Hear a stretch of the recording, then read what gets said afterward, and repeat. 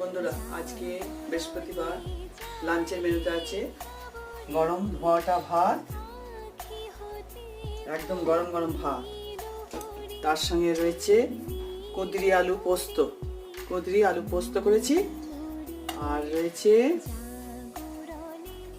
ডাঁটা আলু বড়া দিয়ে তরকারি,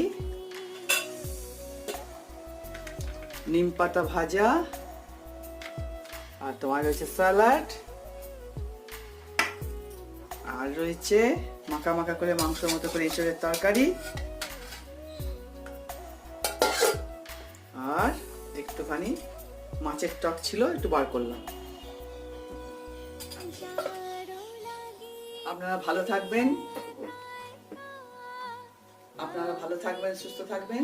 আমার চ্যানেলটা যদি আপনারা ভালো লাগে, লাইক শেয়ার সাবস্ক্রাইব করবেন, প্লিজ সাবস্ক্রাইব করবেন।